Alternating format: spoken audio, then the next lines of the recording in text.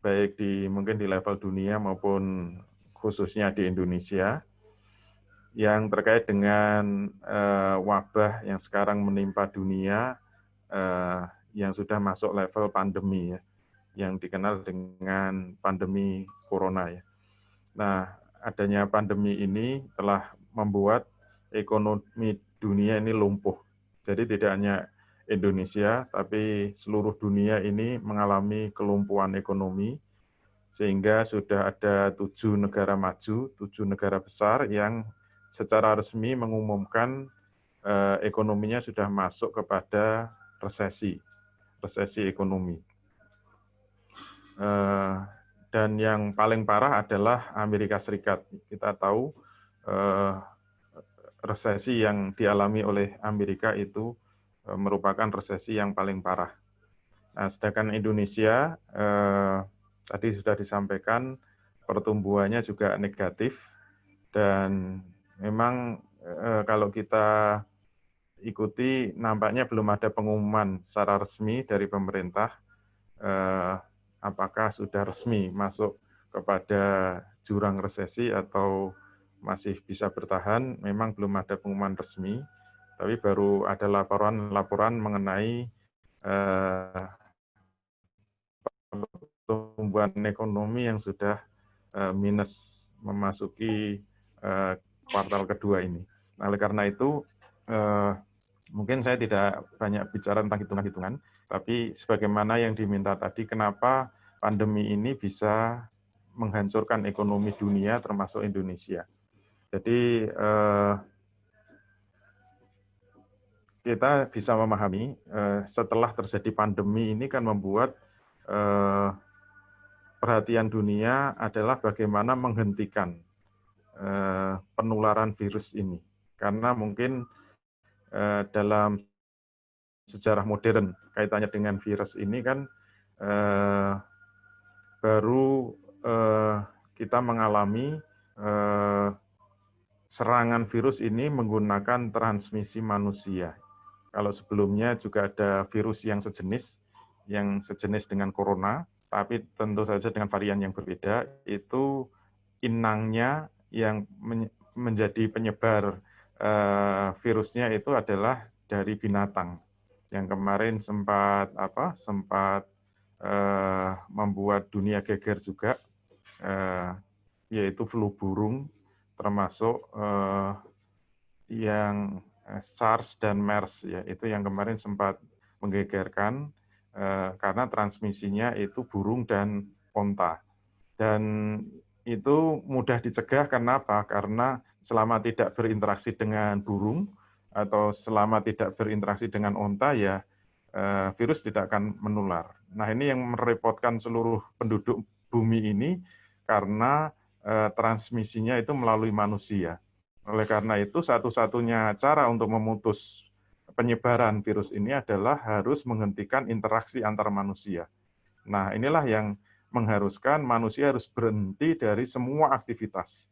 Mereka harus dikandangkan di rumah, istilahnya harus di lockdown, apapun namanya, apakah ada yang mengatakan PSBB, tidak mau menyebut kata lockdown, ini memang terkait dengan undang-undang karantina ya. Itu mengharuskan dunia itu harus berhenti. Tidak hanya ekonomi, tapi semua aktivitas manusia itu harus berhenti, tinggal di rumah, dan tidak melakukan interaksi antar manusia. Kalau di negara-negara lain memang proses penghentian ini sangat keras itu, sehingga benar-benar sanksinya sangat berat, dendanya sangat besar kalau sampai dilanggar. Teman-teman saya yang ada di Australia banyak menceritakan kalau sampai ada yang berani keluar rumah itu dendanya nggak main-main, bisa sampai $1.000 ya, kira-kira 100 juta, kira-kira kalau dirupiahkan. Ya bisa untuk membeli mobil satu katanya begitu. Itu kalau sampai berani keluar rumah tanpa ada sebab yang dibolehkan oleh pemerintah. Nah, oleh karena itu semua aktivitas manusia harus berhenti secara total, Nah, ini tentu saja berdampak langsung kepada ekonomi maupun dampak yang tidak langsung kepada ekonomi. Jadi kalau aktivitas manusia harus berhenti, ini membuat roda ekonomi kan berhenti. Nah, yang akan berdampak langsung, akhirnya apa? Semua industri-industri itu harus berhenti. Jadi kalau industri harus berhenti, produksi itu harus berhenti, itu tentu saja akan nanti merembet ke sektor jasa juga. Jasa apa saja, terutama yang paling cepat terdampak tentu saja adalah jasa transportasi. Ini membuat penerbangan semuanya lumpuh, kereta api juga lumpuh, transportasi yang lain, transportasi darat juga semuanya lumpuh. Ini tentu saja menimbulkan multiplier efek yang sangat panjang gitu. Nah, inilah yang membuat praktis semua roda ekonomi itu berhenti. Nah, kalau roda ekonomi berhenti, berarti aktivitas ekonomi itu juga berhenti, maka pertumbuhan ekonomi itu juga akan berhenti. Karena sudah tidak ada produksi, berarti tidak ada pertumbuhan ekonomi. Karena pertumbuhan ekonomi, kalau dalam ekonomi konvensional kan dihitung dari yang paling gampang hitungannya dari PDB kan. PDB itu kan produk domestik bruto. Berarti acuan hitungannya dari produksi. Bayangkan kalau produksi itu berhenti, itu terus menghitung PDB-nya dari mana? Padahal menghitung PDB, pertumbuhan itu mesti dari angka yang sekarang ada dikurangi dengan bulan-bulan sebelumnya. Kalau kuartal ya mungkin dikurangi dengan 4 bulan sebelumnya. Atau kalau year on year juga dikurangi pada tahun sebelumnya. Kalau tahun sekarang dikurangi dengan tahun sebelumnya, dibagi dengan angka tahun sebelumnya, dikalikan 100%, ya ketemunya pasti negatif. Karena yang mungkin 4 bulan yang lalu itu angkanya masih tinggi, kemudian sekarang itu sangat rendah, dikurangi jelas, yang sekarang dikurangi yang kemarin jelas angkanya menjadi negatif. Itulah yang membuat angka pertumbuhan negatif. Nah, hubungannya apa dengan kemandekan ekonomi? Urutannya kan sangat mudah. Kalau dalam ekonomi dilacak, kalau tidak ada pertumbuhan ekonomi, tidak ada produksi, berarti semua pabrik-pabrik, semua industri tidak punya pendapatan. Kalau tidak punya pendapatan, nanti dampak yang akan langsung dirasakan itu adalah tidak ada sesuatu yang bisa digunakan untuk membayar pekerja-pekerjanya. Nah, ini kalau memang sebulan 2 bulan mungkin para pengusaha masih bisa bertahan. Dulu awal-awal ketika kita banyak bertemu, banyak melakukan diskusi dengan para pengusaha, kalau saya tanyakan kira-kira bisa bertahan sampai kapan kalau harus tetap menggaji karyawan-karyawannya walaupun gajinya sudah tidak penuh.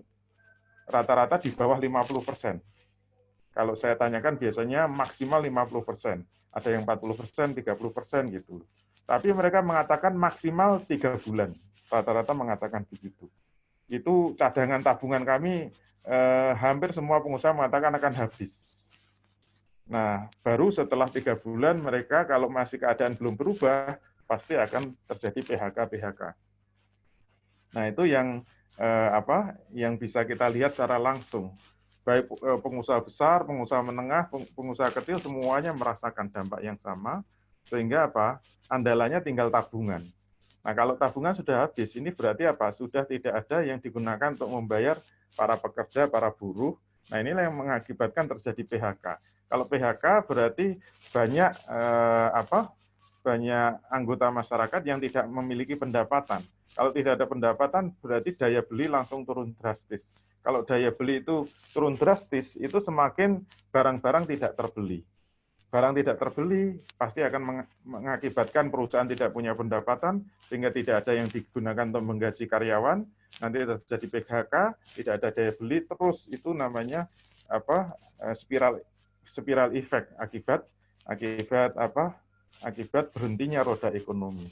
Nah, kalau sampai roda ekonomi swasta ini benar-benar berhenti, akibatnya apa? Akibatnya nanti akan memiliki dampak kepada negara, khususnya pemerintah gitu loh. Kenapa? Karena struktur ekonomi kapitalisme ini memang yang membedakan satu sistem ekonomi dengan sistem yang lain itu memang terletak di dalam pengaturan. Salah satunya adalah pengaturan ekonomi itu harus bertumpu kepada sektor apa gitu. Ini perdebatan sejarah ekonomi kan antara yang disebut dengan aliran kapitalisme dengan aliran ekonomi sosialisme itu kan pertempurannya di titik itu. Mana yang harus sebenarnya mengambil peran sebagai tulang punggung ekonomi, apakah swasta atau negara? Ini kan pertempurannya seperti itu. Nah, kalau pilihannya adalah sistem ekonomi kapitalisme, itu maknanya apa? Tumpuan ekonomi, tulang punggung ekonomi itu adalah pada sektor swasta. Nah, asumsinya apa? Swasta itu diharapkan benar-benar diberi kesempatan seluas-luasnya, sebebas-bebasnya untuk menjalankan roda ekonomi. Terus peran pemerintah apa? Peran pemerintah itu hanya sebagai regulator, dia hanya sebagai regulator. Dia itu hanya sebagai pengatur seperti wasit yang menjaga supaya apa? Permainan pasar bebas ini bisa berlangsung secara fair. Pengennya begitu. Nah, karena dia berfungsi sebagai wasit, sebagai regulator, bagaimana dia bisa menjalankan tugasnya, dia itu harus dibayar oleh pemain-pemainnya, yaitu apa? Sektor swasta, melalui pajak. Hidup matinya pemerintah itu sangat ditentukan oleh ada atau tidaknya pajak. Oleh karena itu, kalau pajak itu bisa jalan, pajak itu bisa terpenuhi, maka pemerintah itu akan kuat. Tapi sebaliknya kalau pajak turun, berarti pendapatan pemerintah juga akan turun. Padahal struktur ekonomi kapitalisme itu tumpuan utamanya pemasukan negara itu adalah dari sektor pajak. Seperti Indonesia itu kalau kita lihat struktur APBN-nya, 80% itu pendapatan dari APBN itu dari pajak. Oleh karena itu, urutannya sudah bisa kita tebak. Kalau sampai sektor swasta ini runtuh ekonominya, itu maknanya apa? Berarti setoran pajaknya itu juga anjlok. Setoran pajaknya itu juga jatuh, habis. Kita bisa membayangkan, terus negara itu mendapatkan pemasukannya dari mana? Kalau pajak itu sampai tidak terbayar. Itu dampak kepada pemerintah. Nah, kalau sampai pemerintah tidak punya masukan, ini berarti pemerintah tidak bisa menjalankan tugasnya.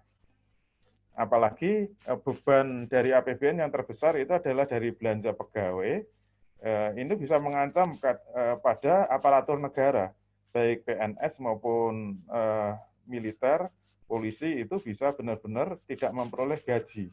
Kalau sampai pendapatan dari APBN itu kosong. Apa yang harus digunakan untuk menggaji? Nah, biasanya kalau dalam teori ekonomi kapitalis, maka solusinya biasanya bertingkat. Yang pertama jelas harus mencari utangan. Jadi kalau sampai sudah nggak punya pendapatan dari pajak, padahal roda pemerintahan harus jalan, tanggungan-tanggungan pemerintah itu masih besar, caranya bagaimana? Harus mencari utangan, dan utangan. Dan ini yang ditempuh oleh Indonesia, masih mengandalkan utang. Nggak tahu yang dirayu mana, terakhir Menteri Keuangan masih mengandalkan Bank Dunia dan akan melipat gandakan sampai 3 kali lipat utangnya. Untuk apa? Untuk menutup kekosongan pendapatan negara karena tidak adanya pajak. Yang bisa diandalkan itu kan perusahaan-perusahaan besar. Dan sudah menjadi sunatullah, kalau dalam kondisi normal perusahaan besar itu bisa mengeruk kekayaan yang besar, maka dalam kondisi sakit, maka yang jatuh paling besar itu juga perusahaan-perusahaan besar. Padahal mereka penyumbang pajak yang besar. Nah, oleh karena itu, andalan utama bagi negara seperti Indonesia jelas utang. Nah, sekarang pertaruhannya apakah akan mendapatkan utang atau tidak. Kalau masih mendapatkan utang, ya dalam jangka pendek itu memang selamat. Paling tidak ada suntikan yang bisa membuat nanti kemampuan pemerintah untuk tetap bisa menggaji para aparaturnya itu masih jalan. Dan ini kan bisa menjadi penyumbang bagi pertumbuhan ekonomi dari konsumsi rumah tangga. Dari aspek konsumsi rumah tangga masih bisa jalan. Apalagi kalau masih mau berbaik hati melakukan suntikan-suntikan build up kepada perusahaan-perusahaan yang sudah kolaps, terutama BUMN ini. Nah, oleh karena itu sekarang tinggal menunggu bagaimana nasib utang-utang yang diajukan. Oleh karena itu, kalau memang informasi dari negara-negara maju itu juga mengalami kolaps, mengalami resesi, padahal utang itu jelas mengandalkan negara maju, yang kemarin sudah mengumumkan seperti apa, Amerika, Jepang, kemudian Jerman, termasuk Perancis, Singapura, Hong Kong, itu semua Korea Utara sudah pada mengumumkan apa resesinya. Pertanyaannya terus akan kemana? Indonesia akan mencari utang. Kalau tempat mencari utang juga jatuh, juga krisis, itu jelas itu membuat peluang mencari utang itu juga berat. Dan kalau utang itu mengalami kebuntuan, utang itu memang bisa ke dalam negeri, bisa ke luar negeri. Kalau ke luar negeri itu buntu, ke dalam negeri itu bisa menjual surat utang, pertanyaannya juga siapa yang harus membeli surat utang itu? Kalau apa yang diandalkan pihak-pihak swasta yang selama ini bisa membeli surat-surat utang negara, ya ini juga akan membuat kemungkinan itu menjadi tertutup juga gitu.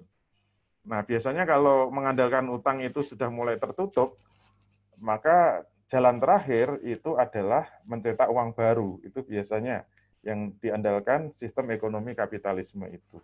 Nah, ini memang cara yang paling mudah, paling cepat, paling fresh kalau memang negara mau mencetak uang baru.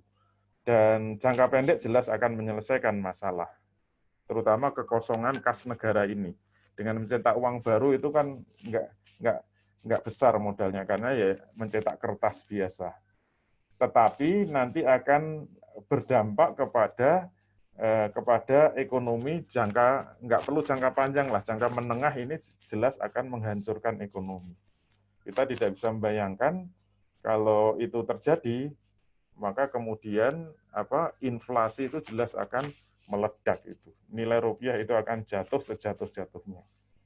Nah, ini jelas tentu sangat berbahaya. Nah, ini kondisi-kondisi akibat pandemi yang runtutannya itu memang sudah di depan mata, kita akan menghadapi situasi yang berat, situasi krisis yang sangat berat. Nah, oleh karena itu, dari dua dampak ini saja sudah kita lihat, dampak langsung kepada sektor swasta, kemudian dampak tidak langsung kepada pemerintah. Yang ketiga nanti kepada lembaga keuangan. Ini juga akan jelas rentetannya itu akan kena kepada lembaga keuangan. Kenapa? Karena sektor swasta ini bisa jalan, tumpuannya kan kepada utang. Tumpuannya kepada utang kepada lembaga keuangan. Kalau ekonomi swasta ini mandek, berarti apa? Kemampuan untuk membayar utang itu juga akan mandek. Berarti potensi kredit macet itu sudah benar-benar menganga sangat lebar. Nilai NPL itu jelas akan melambung sangat tinggi. Nah, kalau sampai sektor swasta itu tidak bisa membayar utang-utangnya, tidak bisa mencicil lagi utang-utangnya, berarti bank itu juga mengalami kekosongan. Kalau sampai bank itu mengalami krisis likuiditas, itu akan menyebabkan apa?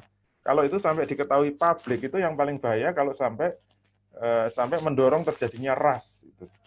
Kalau masyarakat sudah panik, apalagi kemarin ada isu-isu tanggal 5 itu pemerintah akan mengumumkan resesi secara resmi. Saya lihat di ATM di Jogja, kebetulan saya tinggal di Jogja, saya lihat hampir semuanya penuh dengan antrean. Itu sudah menunjukkan kepanikan itu.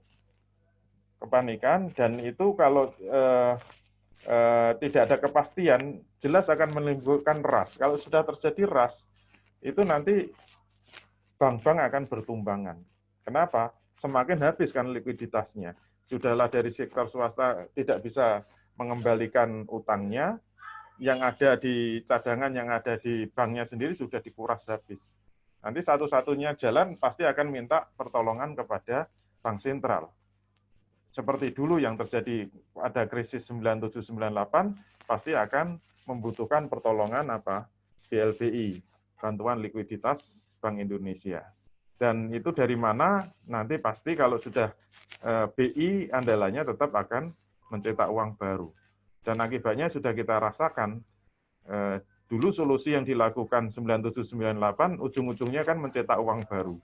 Nah, kita bisa melihat nilai rupiah itu langsung merosot tajam.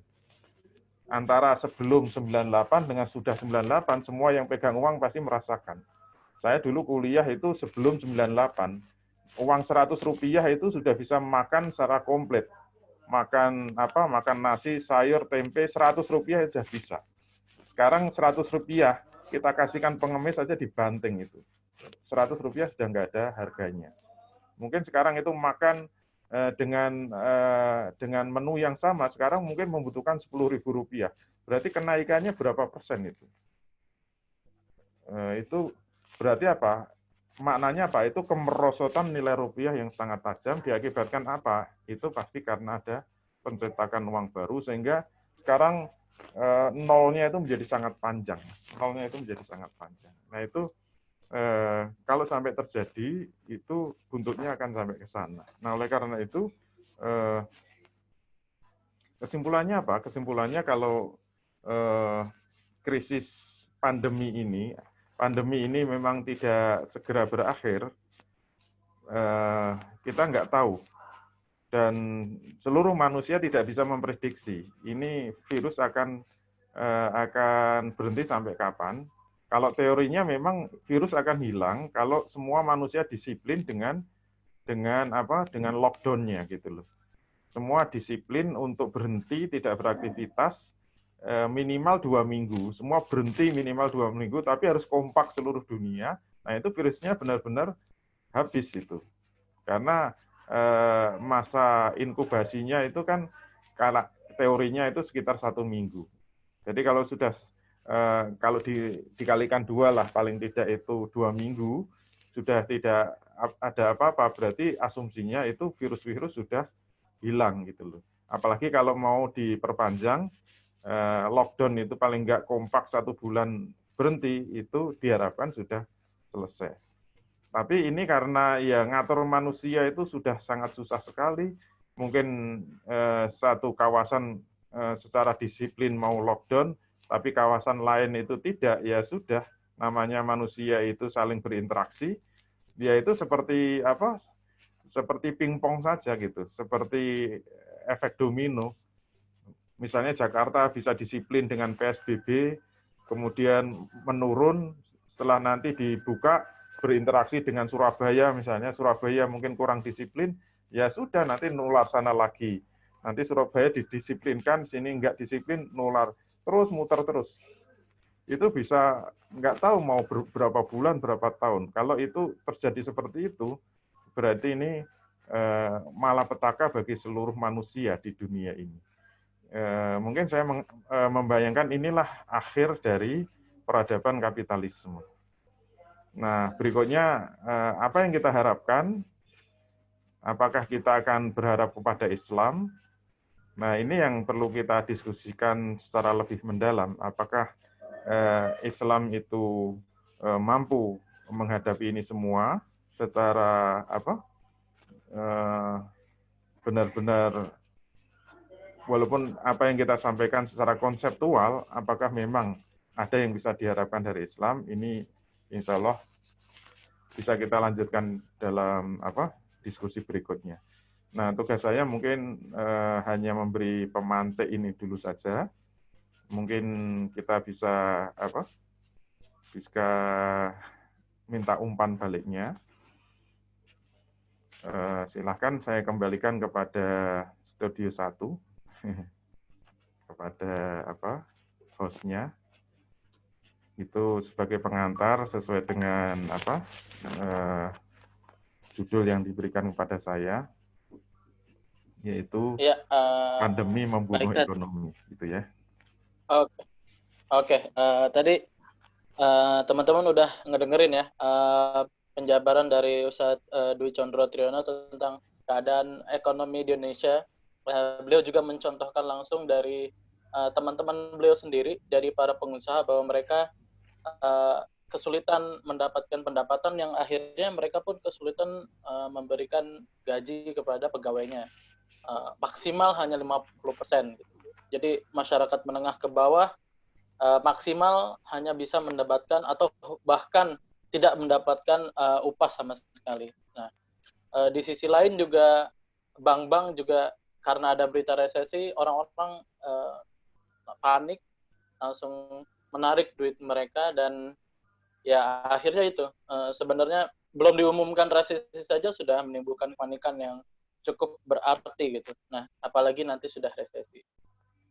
Oke, teman-teman semua, kalau teman-teman sudah menyimpan pertanyaan atau teman-teman udah dari awal nih, dari sebelum mulai acara udah punya pertanyaan yang pengen diajukan, monggo teman-teman bisa angkat tangannya di Zoom. Atau kalau teman-teman malu nih munculin mukanya di video, itu bisa aja langsung ketik di chat di Zoom, nanti akan saya bacakan satu persatu. Seperti itu. Jadi ini sesi pertama dulu, kita batasi dengan minimal 3 pertanyaan. Nanti kalau sudah terjawab atau masih ada waktu, saya berikan waktu kembali. Jadi tenang aja, masih banyak sesinya. Waktunya masih panjang, teman-teman juga nggak usah khawatir kalau ingin bertanya gitu. Oke, langsung saja teman-teman, kalau ada yang ingin ditanyakan. Ya. Ya. Mas Edi ya ini? Ya. Langsung aja Mas Edi. Bismillahirrahmanirrahim. Assalamualaikum warahmatullahi wabarakatuh. Mas Edi? Ya. Suaranya kurang keras. Oke. Assalamualaikum. Nah, siap. Waalaikumsalam. Ya, ini Ustadz, menarik sekali tadi penjelasannya. Saya Edi dari Markas Asiasi. Pertanyaan saya, tadi dikatakan bahwa Amerika Serikat dan lain sebagainya yang notabene negara yang berideologi kapitalisme juga mengalami kolaps ya karena adanya pandemi ini. Tapi di satu sisi dengan adanya kekolapsan itu tadi terhadap negara-negara, maka ini berdampak juga, misalnya tadi ada pinjaman ke bank-bank dunia ya, misalnya IMF dan World Bank ya, atau di situ bisa dikatakan Bretton Woods ya. Nah, pertanyaannya, dengan adanya pandemi ini, apakah bisa dikatakan menghancurkan sistem kapitalisme? Karena tadi di satu sisi itu negara-negara yang berideologi kan kapitalisme kolaps, tapi di satu sisi bank-bank dunia, IMF dan Dana Moneter Internasional itu mengalami pinjaman dari berbagai negara gitu. Bagaimana Ustaz penjelasannya? Terima kasih. Wassalamualaikum warahmatullahi wabarakatuh. Waalaikumsalam. Langsung dijawab, Tat, atau mau ditampung dulu? Iya, tampung dulu nggak apa-apa. Oke, tadi itu pertanyaan dari Bung Edi. Sekarang tadi ada pertanyaan di chat ini ya, dari Husna. Mau tanya Ustadz, bagaimana pendapat Ustadz dengan RUU Omnibus Law Cipta Kerja yang saat ini sedang digodok oleh pemerintah, yang digadang-gadang sebagai solusi untuk mengatasi krisis ekonomi akibat pandemi ini? Apakah ini menjadi obat ataukah menjadi persoalan baru? Terima kasih. Nah, itu dari Husna. Ini ada lagi dari Zikra Asril. Izin bertanya Ustadz, bagaimana sistem ekonomi Islam mengatasi krisis karena pandemi ini? Oke, bisa langsung dijawab aja dari pertanyaan Mas Edi dulu mungkin, atau ya. Bagaimana? Terima kasih dari Mas Edi. Tadi yang ditanyakan, kalau dunia mengalami krisis, tapi masih bisa mengandalkan lembaga keuangan dunia seperti World Bank dan IMF.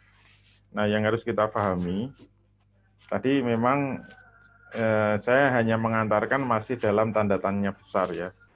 Indonesia ini sekarang sudah, terutama kas negaranya ini sudah dalam keadaan kosong melompong ya.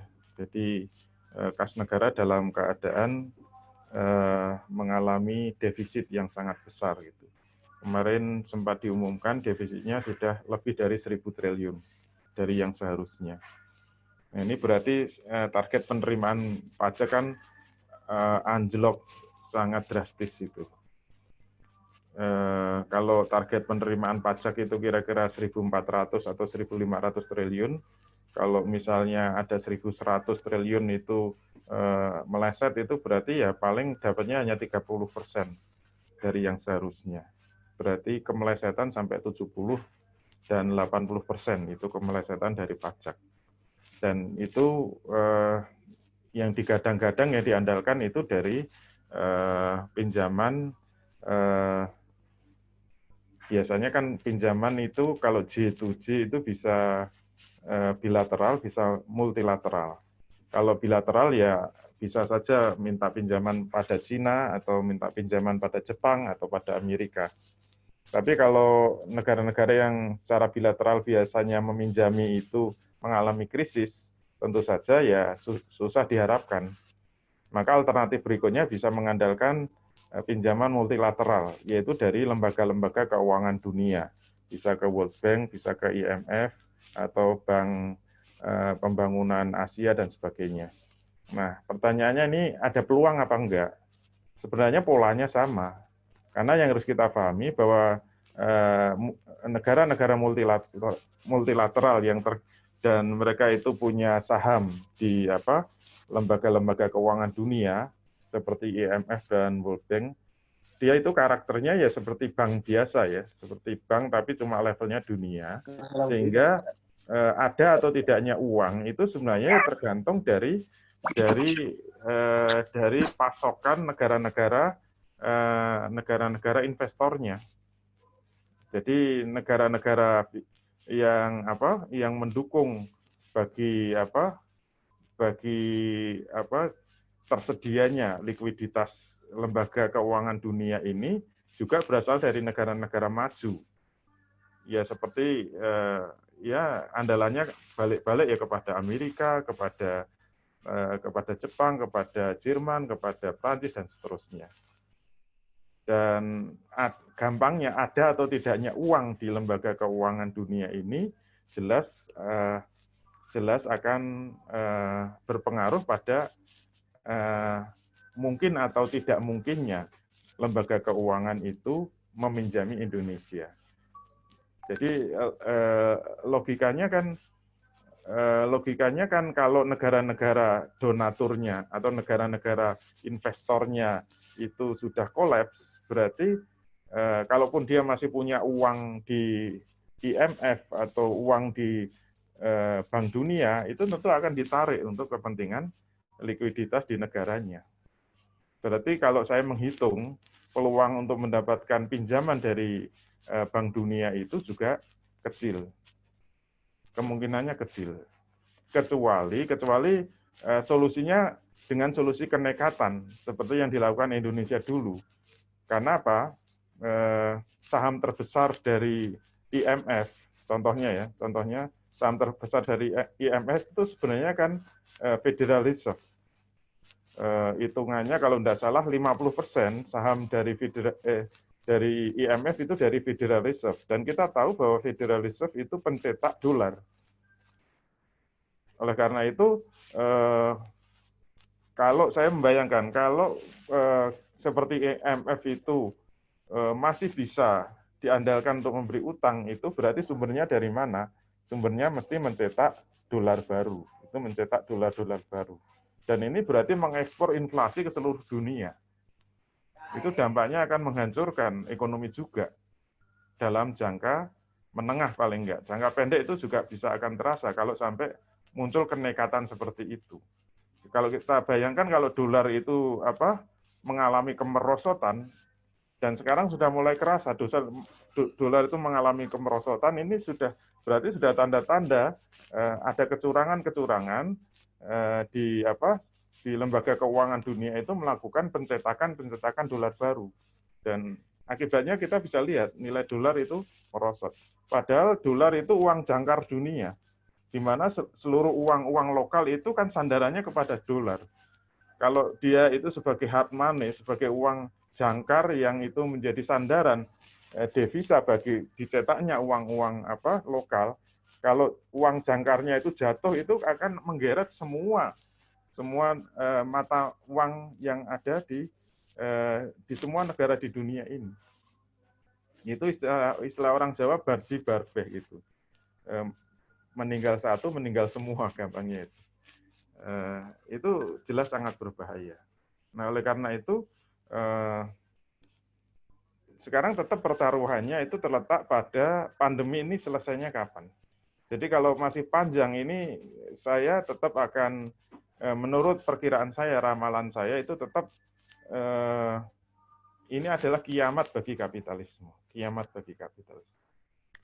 Jadi sesakti apapun kapitalisme yang biasanya mereka bisa melakukan recovery, setiap ada krisis mereka kemudian bisa bangkit lagi. Tapi krisis-krisisnya ini kan murni krisis ekonomi. Ini kan krisis yang muncul bukan dari ekonomi. Ini krisis yang muncul dari penyakit gitu loh. Ini krisis muncul dari virus. Bukan virus komputer. Ini benar-benar virus yang menyerang kesehatan manusia.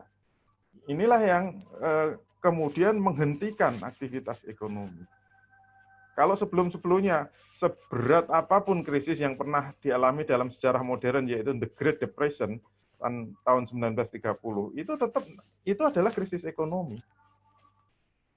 Dan kenyataannya kapitalisme bisa mengalami recovery. Kenapa? Ya kapitalisme itu paling mudah untuk melakukan adaptasi sehingga sehingga keseimbangan ekonomi itu nanti bisa direkayasa lagi untuk kembali normal gitu loh. Intinya krisis itu kan sebenarnya hanya masalah keseimbangan ekonomi makro itu mengalami pergeseran. Sehingga kalau rumusnya ekonomi makro itu kan cuma karena agregat demand tidak sama dengan agregat supply gitu loh. Jadi biasanya kalau teorinya Keynes itu kan selalu mengatakan krisis itu ditimbulkan karena agregat demand lebih kecil dari agregat supply. Kalau agregat demand lebih kecil dari agregat supply, itu pasti akan menimbulkan apa? Barang-barang yang diproduksi tidak terbeli. Kalau barang yang diproduksi tidak terbeli, itu akan mengakibatkan PHK. Kalau PHK terjadi akan menyebabkan daya beli turun. Kalau daya beli turun akan berefek kepada barang semakin tidak terbeli lagi, terjadi PHK lagi, daya beli turun lagi terus. Itu namanya spiral effect tadi gitu loh. Dan kemudian Keynes memberikan jurusnya. Untuk menyelesaikan itu mudah, yaitu apa? Dibuat defisit fiskal. Kalau pemerintah mau melakukan defisit fiskal, yaitu apa? Walaupun penerimaan itu walaupun penerimaan asalnya rendah, itu harus digenjot dengan utang supaya apa?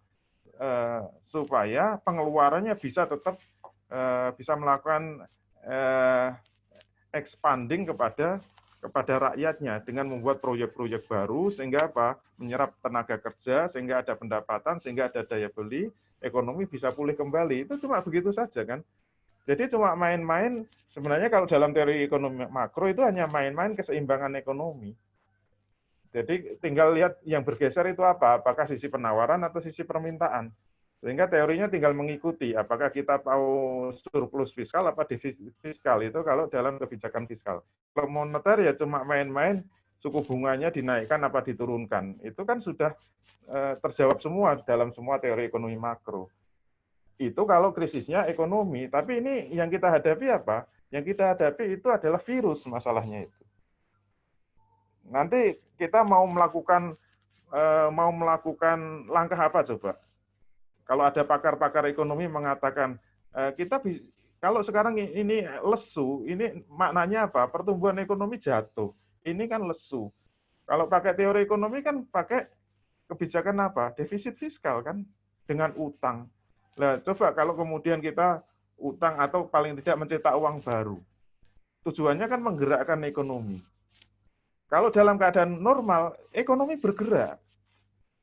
Tapi kalau ada penyakit, dikucuri uang sebesar apapun, kalau harus tinggal di rumah, gimana bisa bergerak gitu? Kalau keluar mati gitu loh. Kemarin Jogja itu sudah melandai, akhirnya euforia kan. Kemudian rame-rame saya lihat sudah kayak biasa, tahu-tahu melonjak sangat tinggi.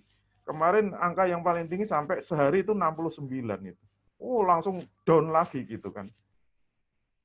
Coba bayangkan kalau gitu terus itu. Nanti begitu ekonomi mau bergairah, dikucuri duit kayak sebesar apapun, dengan utang sebesar apapun. Tapi kemudian ekonomi bergerak, orang keluar, kemudian kena penyakit lagi, gimana coba gitu. Sekarang pilihannya kan kita itu mau menyelamatkan orang apa menyelamatkan ekonomi gitu. Sebenarnya kalau mau menyelamatkan ekonomi saja gampang kok. Karena itu pengalaman krisis itu sudah berulang-ulang dan selalu bisa kan. Ekonomi kapitalis menyelesaikan itu bisa. Tapi mungkin baru kali ini itu yang semua pakar ekonomi itu akan meledak itu kepalanya. Solusinya gimana? Tapi kalau mau nekat ya selesai. Cuma tinggal ngitung yang mati berapa gitu. Nah, pertaruhannya kita mau mengorbankan ekonomi apa mengorbankan manusia gitu. Dan kayaknya memang yang dipilih yang mengorbankan manusia gitu loh. Sesuai dengan teori Darwin kan, akhirnya survival of the fittest kan, akhirnya ya sudahlah. Siapa yang bisa bertahan ya silahkan hidup, yang nggak bisa bertahan ya mati ya silahkan mati. Itu hukum evolusi kan begitu kan. Nah kayaknya itu yang akan dipilih yang disebut dengan herd immunity kan, kemarin teorinya herd immunity itu kan ya sudah dibiarkan manusia itu berinteraksi dengan virus, siapa yang kuat itulah yang akan tetap hidup. Karena kemarin di kecamatan saya itu sampai karena pemerintah daerahnya itu ingin benar-benar men-screening petugas kesehatan, ternyata betul ada satu puskesmas di tes COVID itu ternyata langsung dapat 15 itu positif semua. Padahal mereka sehat. Mereka itu OTG statusnya itu. Orang tanpa gangguan, tanpa gejala, bukan gangguan. Orang tanpa gejala. Berarti ya kayak kita yang senyum-senyum ini kalau dites belum tentu negatif, loh, bisa saja positif. karena sudah saking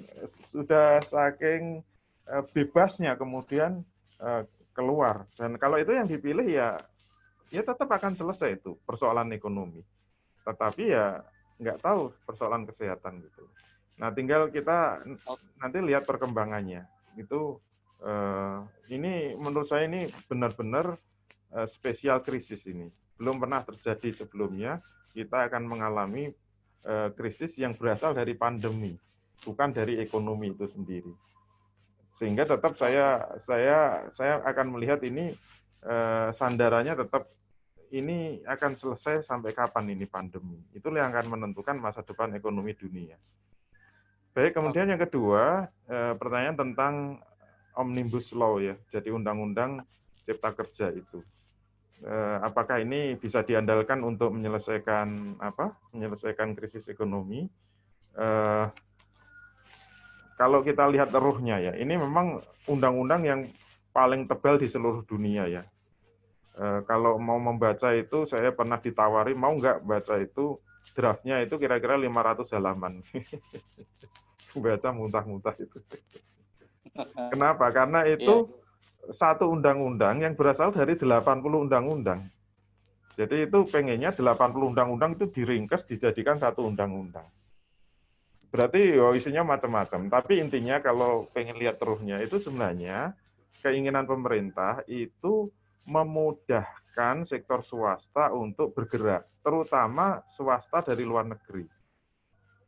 Jadi semua hambatan yang membuat swasta itu susah bergerak, itu dipangkas semua gitu. Itu undang-undang ibaratnya seperti memberi jalan tol yang selebar-lebarnya, seluas-luasnya, terutama mereka yang dari luar negeri kalau mau masuk, itu dipersilahkan. Kenapa itu diciptakan? Karena asumsinya hidup matinya kita itu dari investasi, terutama investasi asing gitu loh. Itu kalau tidak diberi jalan lebar-lebar, itu membuat investasi yang dari luar mau masuk itu menjadi terkendala, menjadi sulit. Maka harus dibuat undang-undang yang bisa memotong semua jalur-jalur yang selama ini menghambat. Itu memang benar-benar ingin agar apa? Agar swasta, terutama swasta asing, itu bisa bergerak dengan leluasa. Ya ujung-ujungnya apa? Kalau ekonomi swasta itu berputar lagi kan nanti akan menggeret semua. Berarti pertumbuhan mulai ada, nanti akan menyerap tenaga kerja, nanti pendapatan bisa naik, nanti berarti daya beli bisa naik, nanti barang-barang yang diproduksi terbeli, pertumbuhan ekonomi naik. Itu tujuannya kan begitu. Jadi logikanya kalau ini memang diundangkan dan memang akan mungkin akan mati-matian diperjuangkan oleh pemerintah agar goal itu memang hitungan-hitungan pembuatnya ini bisa menyelesaikan krisis ekonomi, hitungan mereka. Tapi kalau saya suruh berpendapat ya kalau memang situasinya masih seperti yang saya sampaikan tadi, walaupun jalan tol itu kita bangun, undang-undang itu kita berikan secara lebar-lebar agar investasi asing itu bisa masuk. Lah kalau yang negara-negara maju yang kita harapkan bisa memberikan investasinya kepada kita itu juga lagi ambruk. Terus siapa yang kita persilahkan untuk masuk? Menurut saya tetap akan gagal. Karena ibarat kita memberikan jalan lebar tapi nggak ada yang datang gitu loh. Itu logika sederhananya terhadap Undang-Undang Cipta Kerja itu seperti itu yang bisa saya pahami. Kemudian yang ketiga kaitannya apakah sistem ekonomi Islam itu bisa menyelesaikan? Insya Allah bisa. Kenapa? Karena sistem ekonomi Islam itu bukan berasal dari manusia. Sistem ekonomi Islam itu berasal dari pencipta manusia. Oleh karena itu, kalau kita mau bicara sistem ekonomi Islam sebagai alternatif, berarti kita bicaranya sistem. Harus berangkat dari sistem. Oleh karena itu, kalau memang kita mau memperbaiki dari sistem, struktur ekonomi memang harus dirombak. Berangkat dari yang paling sederhana tadi, sebenarnya tumpuan ekonomi itu harus bersandar kepada swasta apa negara. Nah, yang di textbook ekonomi yang ada di semua negara di dunia, kalau kita belajar di Fakultas Ekonomi kan namanya pertarungan sistem ekonomi kan cuma dua. Negara itu kalau tidak melaksanakan kapitalis ya sosialis. Walaupun nggak ada yang murni, tapi di antara garis kontinum istilahnya Samuelson itu. Jadi tinggal lihat dia itu lebih cenderung ke kapitalis apa cenderung sosialis. Maka itu bisa diberi predikat negara itu kapitalis atau sosialis. Yang nggak pernah ada kan sistem ekonomi Islam. Dan kalau ditanya Islam itu sebenarnya cenderung kepada swasta apa cenderung kepada negara, jawabnya dua-duanya enggak. Walaupun kalau dilihat tumpuannya itu tetap kalau suruh menetapkan yang benar, tetap tumpuan itu negara, bukan swasta. Oleh karena itu, kalau dibandingkan dengan kapitalis itu sudah jelas sangat berbeda. Tetapi tumpuan negaranya pun tidak seperti sosialis. Walaupun sosialis juga tumpuannya negara. Jadi sama-sama tumpuannya negara itu tidak sama dengan sosialis. Dan itu bertolak belakang, berseberangan dengan kapitalis. Oleh karena itu yang penting dijawab, penting difahami, kalau sistem ekonomi Islam yang diharapkan menjadi solusi, maka yang harus ditetapkan dulu peran negara itu harus dirubah. Tidak boleh peran negara sekedar wasit, sekedar regulator, hidup matinya menggantungkan kepada pajak dari swasta. Nah, dalam Islam yang harus menjadi tumpuan itu adalah negara. Kenapa? Karena dalilnya jelas. Kalau berangkat dari hadis Nabi itu kan Nabi mengatakan al-imamu ra'in wa huwa mas'ulun an ra'iyatihi. Imam atau pemimpin itu adalah pelayan. Wa huwa dan pemimpin kalau kita belajar balaghah itu kalau ada subjek atau mubtada, kemudian di dalam struktur kalimat itu muncul kata ganti dari subjek itu atau domir, jadi ini istilah-istilah Arab ya. Jadi kalau ada mubtada kemudian diulangi lagi dengan dengan domir atau kata ganti terhadap mubtada itu atau subjek itu, berarti maknanya qasr, maknanya qasr atau hasr. yang kalau diterjemahkan itu terbatas, hanya gitu loh. Jadi kalau kita sedikit belajar balaghah, maka kita menerjemahkan al-imamu ro'in wa huwa itu kan domir, kata ganti kembalinya kepada imam.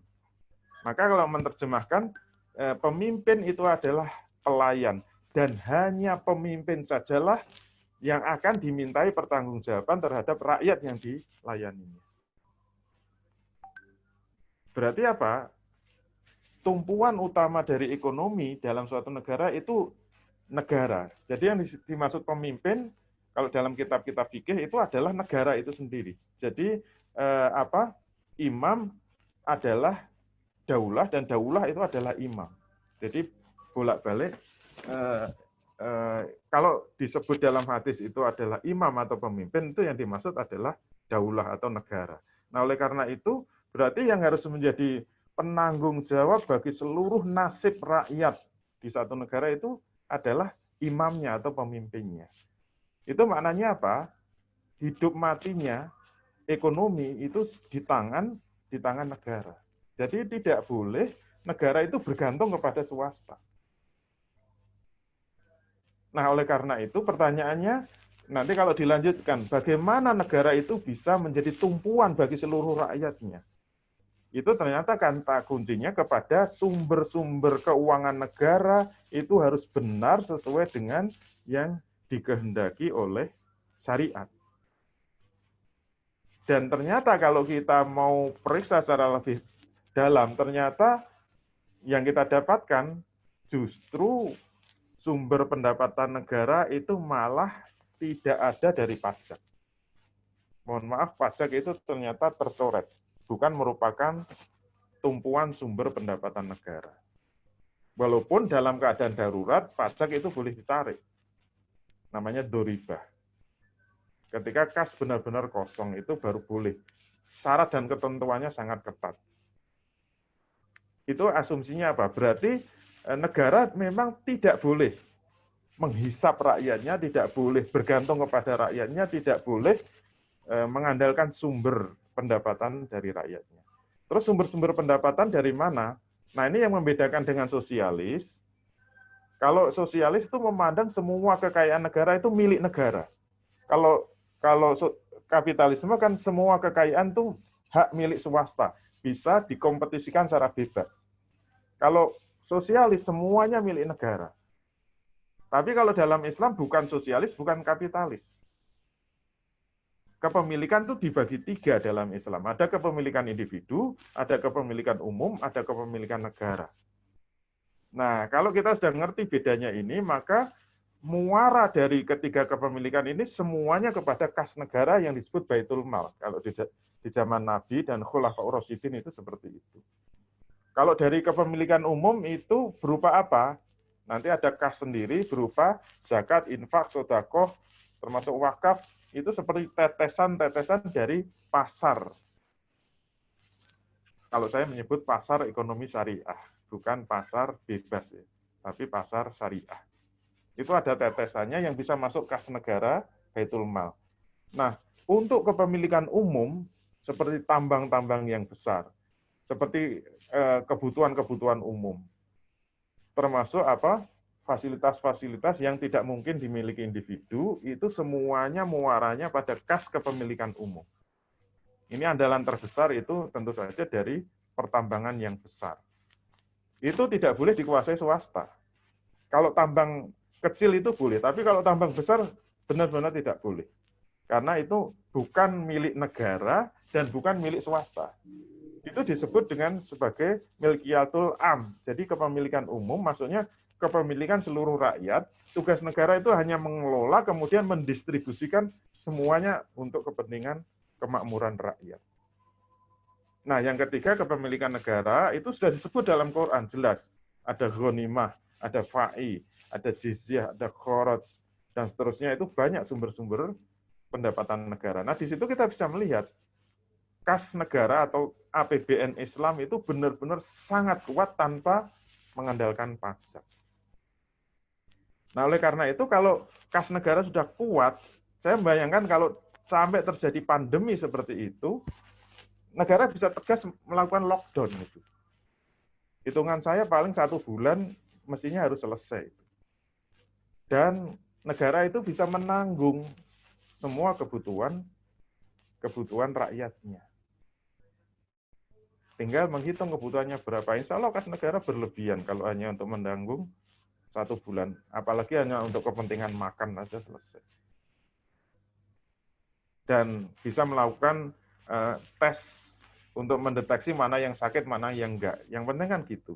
Lockdown, hitungannya berapa hari, kemudian dites, siapa yang sakit harus dikarantina, tidak boleh bercampur. Maka yang sehat itu kemudian kalau lockdown selesai, silahkan melakukan aktivitas seperti biasa. Normal kembali sehingga roda ekonomi berputar kembali, yang sakit disembuhkan.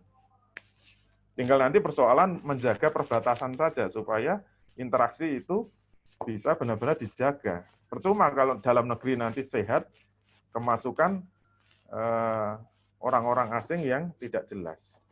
Maksudnya dijaga ya harus mereka yang masuk dengan pemeriksaan yang ketat, yang itu harus dilakukan oleh negara. Insya Allah ini selesai dengan dengan sistem ekonomi gambarannya yang singkat dan global seperti itu. Begitu ya. Saya kembalikan ke studio 1.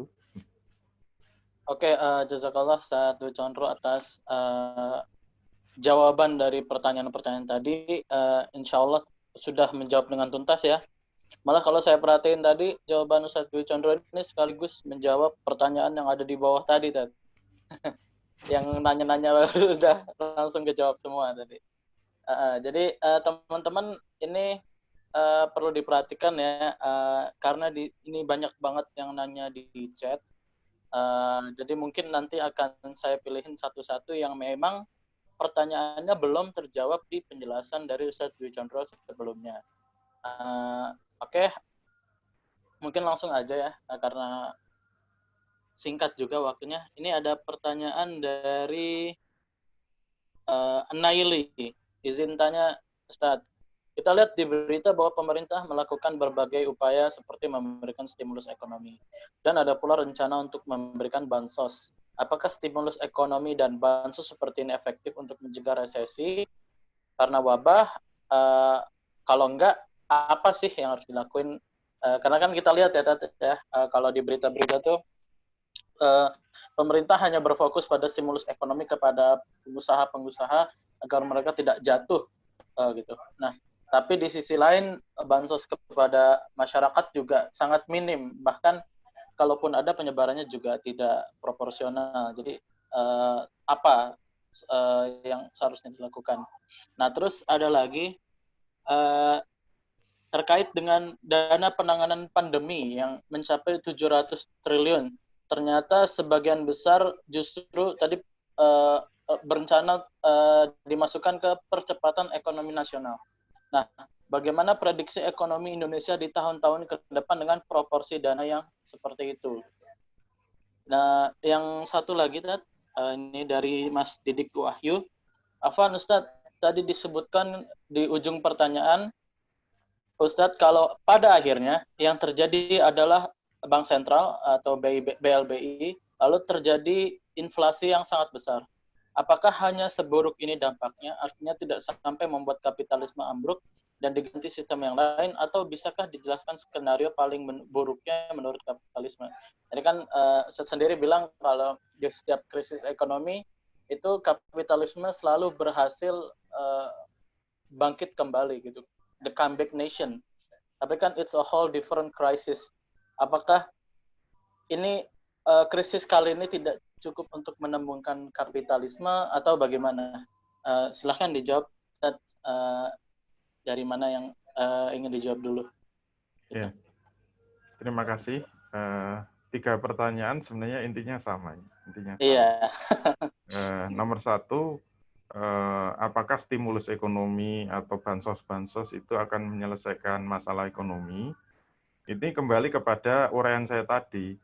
Ini kalau mengikut teori itu kan seperti teorinya Keynes kan, itu kebijakan yang harus ditempuh adalah menggunakan kebijakan fiskal, yaitu kebijakan defisit fiskal. Dengan cara apa?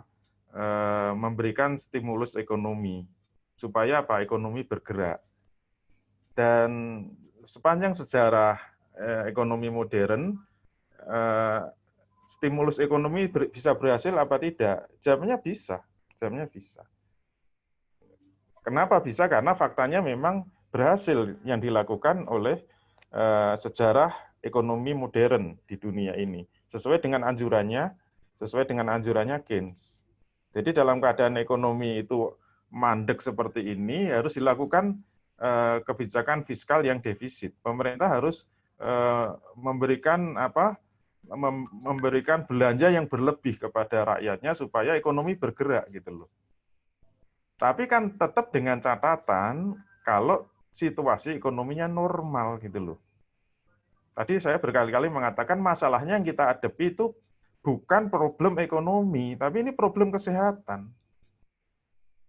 Yang kita hadapi itu pandemi. Oleh karena itu, selama pandemi itu ada, itu nanti efektif atau tidak stimulus ekonomi itu, jawabannya ya bisa tidak efektif gitu loh. Dikucuri duit tapi kita nggak bisa kerja, dikucuri duit nggak bisa bisnis nggak ada yang beli, terus gimana coba? Kecuali kalau pandeminya itu menurun atau nekat, benar-benar nekat sama sekali, mati urip terserah lah gitu. Hidup mati terserah, pokoknya ekonomi harus bergerak. Nah kalau gitu ya bisa selesai itu masalah ekonomi. Tinggal menghitung jumlah mayatnya berapa gitu aja kan. Karena ini bukan main-main. Faktanya virus itu ada dan sudah banyak korbannya kan. Korbannya nggak sedikit. Dan banyak teman-teman dekat saya banyak yang meninggal. Dokter-dokter, teman-teman saya banyak yang meninggal. Di Surabaya, di UGM Jogja, banyak yang meninggal. Itu bukan teori konspirasi. Kena virus beneran. Mati beneran. Ada teman saya yang dulu sama-sama alumni UGM itu. Pas di Surabaya, itu masih kontak-kontakan, masih sehat, bagus itu. Tahu-tahu seminggu kemudian meninggal. Informasi dari istrinya kena apa? Kena virus, kena corona. Dan itu ya gejalanya flu, batuk-batuk, kemudian dia mulai demam, terus cari rumah sakit nggak dapat, Surabaya itu tutup semua, nggak nerima pasien baru. Apalagi kena virus. Akhirnya nyari-nyari keluar Surabaya. Hasilnya apa? Meninggal dunia. Itu benar-benar karena virus. Ya umurnya masih seperti saya, masih gagah kan? Saya masih muda loh. Masih 29 tahun. Plus. Meninggal juga gitu loh. Nah, oleh karena itu termasuk pemulihan ekonomi nasional dengan dengan 700 triliun tadi dikatakan itu untuk memberikan suntikan-suntikan kepada pengusaha-pengusaha besar. Ya kalau itu normal tetap secara ekonomi bisa kita jelaskan itu bisa memulihkan ekonomi. Jelas bisa. Catatannya tetap sama, yaitu apa? Tidak ada pandemi. Atau pandeminya sudah turun, atau memang sudahlah nekat sekalian tadi gitu. Nah, kemudian yang ketiga juga sama. Kalau nanti ada bantuan BLBI, kemudian misalnya dengan mencetak uang baru ya, Bank Sentral mencetak uang baru, kemudian dikuncurkan BLBI kepada bank-bank swasta. Akhirnya kan ekonomi bisa bergerak gitu. Dan itu pasti menimbulkan inflasi. Cuma kalau tadi masih dengan asumsi pandemi tidak ada ya. Walaupun nanti menimbulkan dampak yang langsung shock ya. Begitu uang baru dicetak ini kan menimbulkan shock ekonomi. Jadi mungkin terjadi kejatuhan rupiah dengan sangat dalam seperti yang terjadi pada krisis 97-98 kemarin. Dan itu pasti menimbulkan korban ekonomi, betul-betul gitu. Tetapi dalam teori ekonomi itu pasti ada masa selesainya, masih ada selesainya. Yang dimaksud selesai menurut teori ekonomi itu terciptanya keseimbangan ekonomi makro yang baru. Begitu kan? Jadi kalau grafiknya itu seperti ini ya, katakanlah yang ini itu adalah agregat demand, ini agregat supply. Kalau uang baru cetak itu kan membuat ini naik kan, bergerak ke kanan kan, agregat demand itu set langsung naik gitu. Nah itu kalau Anda tarik ke bawah sama ke samping, kalau ke samping itu Anda bisa lihat itu pasti akan terjadi lonjakan harga. Lonjakan harga. Tetapi di bawah kita bisa melihat akan terjadi kenaikan pertumbuhan ekonomi. Itu namanya inflasi karena apa? Tarikan permintaan, demand pull inflation. Kalau teorinya kan begitu. Nah, ini sebenarnya kan terjadinya apa? Inflasi itu menimbulkan kehancuran ekonomi, apalagi kalau inflasinya sangat tinggi. Tapi ingat, nanti itu akan menciptakan keseimbangan baru. Kalau keseimbangan baru sudah tercipta, nanti keadaan normal lagi gitu loh. Keseimbangan baru itu perpindahan seperti saya yang mengalami. Dulu biasanya beli nasi itu Rp100, sekarang menjadi Rp1.000. Perbedaan sebelum 98 dengan sudah 98 kan begitu. Ya coba bayangkan biasanya 1.000 itu bisa untuk makan 10 orang, sekarang 1 orang saja. Itu kan menimbulkan kegagetan, tapi ada masanya gitu, di mana nanti akan semuanya menyesuaikan. Saya dulu jadi dosen ya, jadi dosen sebelum 98 itu saya ingat gajinya itu sekitar 200.000 atau 250.000. Mungkin ketawa semua ya, 200.000 seminggu nggak cukup itu, apalagi orang Jakarta ya. Tapi dulu sebulan berlebihan itu 200.000. Coba kalau kemudian beli nasi itu menjadi Rp1.000, apalagi Rp10.000. Dengan gaji segitu untuk satu keluarga apa cukup? Tapi semua akan menyesuaikan kan? Dan akhirnya saya ingat dulu setelah 98, gaji itu merangkak naik menjadi 2 juta gitu loh. Menjadi 2 juta. Jadi membeli Rp1.000 nggak ada masalah, Rp5.000 nggak masalah, karena gajinya juga naik. Semuanya akan menyesuaikan. Itu namanya keseimbangan baru. Yang dulu diawali dengan BLBI atau pencetakan uang baru itu nggak, menurut orang ekonomi itu nggak ada masalah. Walaupun pasti menimbulkan korban-korban yang sifatnya itu masa transisi. Gitu. Sekali lagi dengan catatan apa? Kondisi kesehatan normal, tidak ada pandemi. Semua kenekatan itu bisa dilakukan. Dan itu bisa dibaca dengan kacamata ilmu ekonomi, terutama ilmu ekonomi makro. Bagi yang menguasai ilmu ekonomi makro konvensional, semua mudah kok dipermainkan itu. Kalaupun ada kehancuran-kehancuran, ya itu hanya sementara, nanti akan normal semua. Bisnis-bisnis semula hancur. Tapi setelah semua bergerak, nanti keseimbangan baru tercipta, ya semua sudah terbiasa. Dengan dengan uang yang gede gitu loh. Makanya orang ekonomi makro akan mengatakan sebenarnya yang penting itu bukan tinggi atau rendah, yang penting stabil. Stabil itu bisa terwujud kalau ada keseimbangan ekonomi. Ya ceritanya cuma begitu aja gitu. Jadi kalau kita bisa membaca keseimbangan ekonomi makro, ya tinggal yang bergeser itu mana, kita sudah bisa punya obat. Obatnya apa yang mau kita mainkan? Kan punya 2 kebijakan, mau main fiskal atau mau main moneter, gitu aja kan mainnya itu. Bagi orang ekonomi simpel itu. Selama tidak ada pandemi. Masalahnya ini. Begitu ya. Saya kembalikan ke studio 1. Oke, Tat. Jadi semua sebenarnya ada solusinya, cuman satu yang belum ada solusinya, pandemi ya, Tat. Oke, jadi teman-teman semua tadi kan udah dijawab ya pertanyaannya bahwa sistem kapitalisme pada faktanya punya solusinya, punya segala yang dilakukan dari mencetak uang, stimulus ekonomi, dan dengan segala teori Keynes-nya tadi yang sudah Ustadz Dwi Condro paparkan, bahwa itu semua bisa untuk untuk memulihkan kembali ekonomi. Tapi it's a whole new different crisis gitu. Jadi krisis ini tidak hanya krisis ekonomi, tapi krisis ya sosial, manusia, kesehatan juga. Di semua sektor benar-benar merasakan dampaknya. Oke, langsung aja. Ini ada pertanyaan tadi, kalau yang saya lihat udah ada yang kejawab ya dari sini. Ini ada dari Mas Wismu Sadono. Ustadz, dalam kondisi saat ini untuk menabung tabungan haji, baiknya emas atau dolar? Karena biaya haji nilainya pakai USD. Jadi takutnya nanti kalau udah resesi, tahu-tahu naik atau gimana, itu nanti apakah berefek atau sebaiknya seperti apa?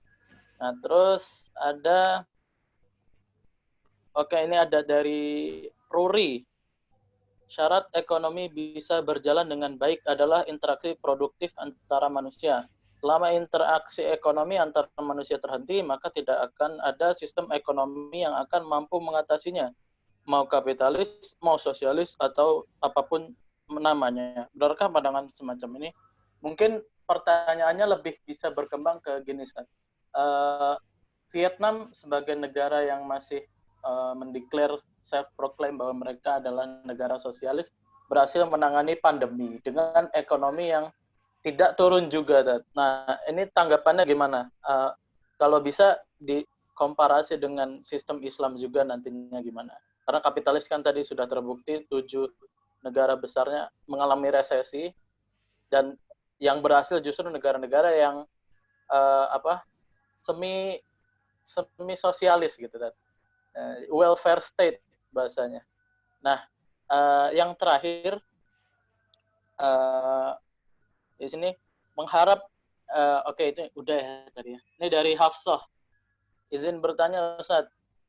Amerika Serikat sebagai negara adidaya kan juga terdampak wabah COVID-19.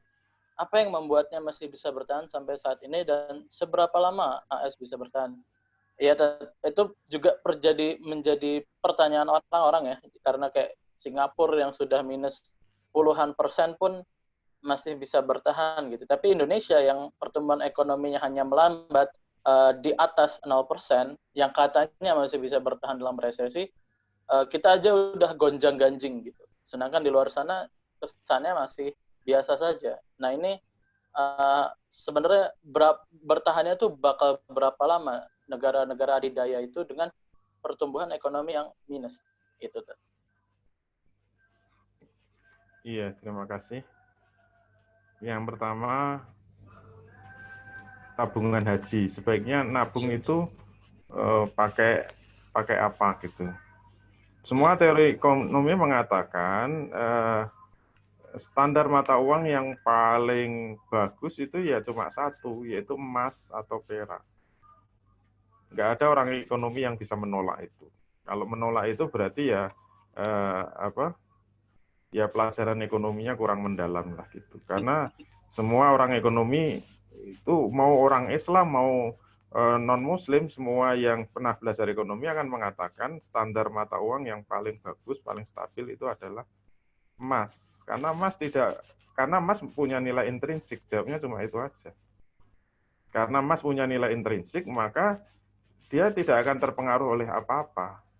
Maksudnya emas itu memang berharga, secara internal itu berharga gitu loh. Sebagaimana kita melihat kambing atau sapi itu kan dia berharga terus karena dia punya nilai intrinsik.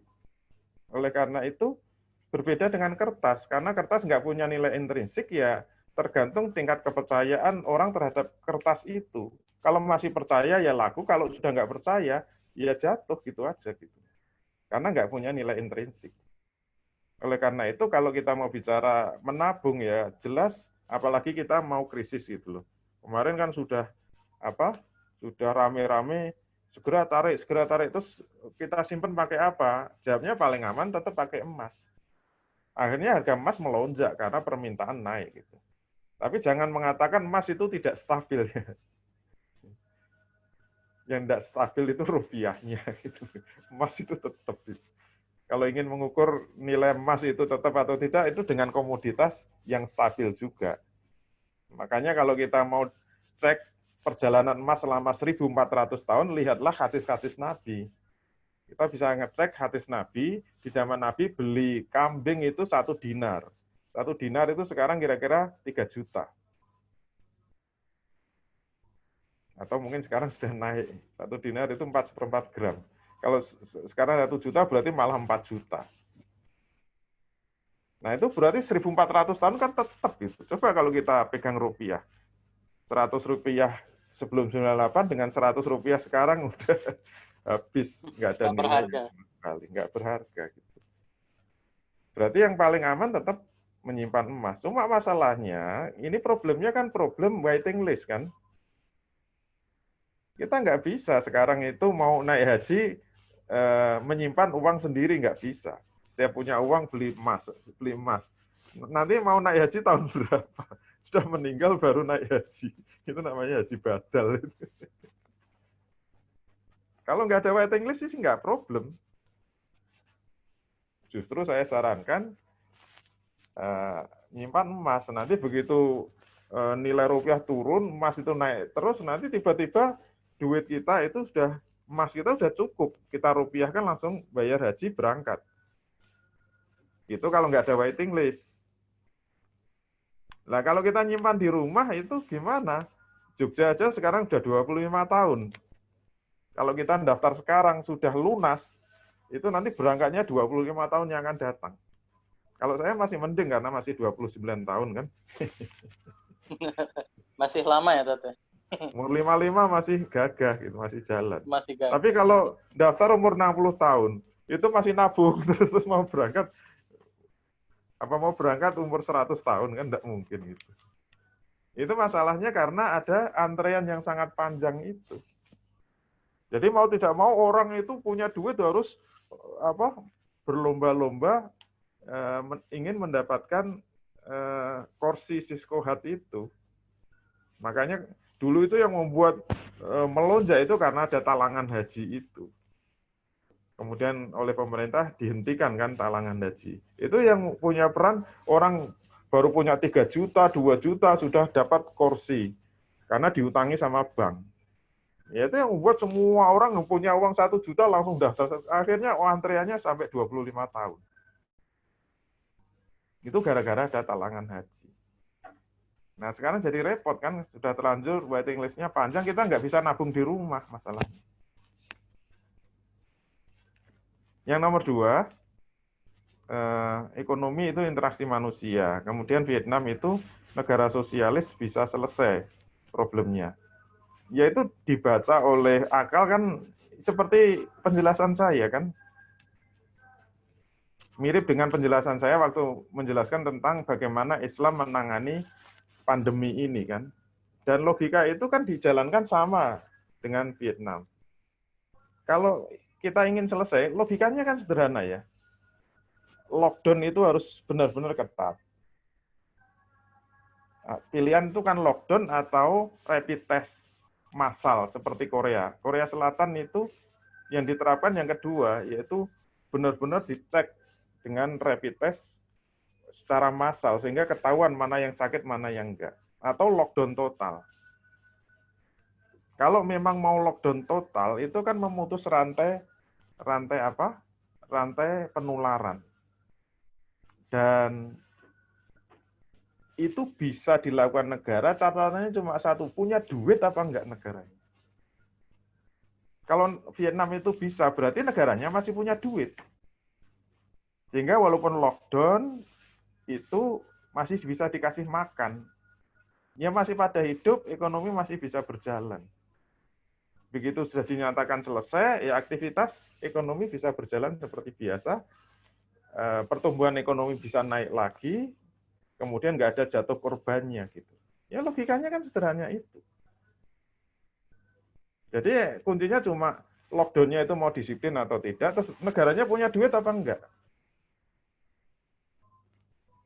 Kalau negaranya punya duit, duitnya mencukupi sampai berapa hari atau berapa bulan.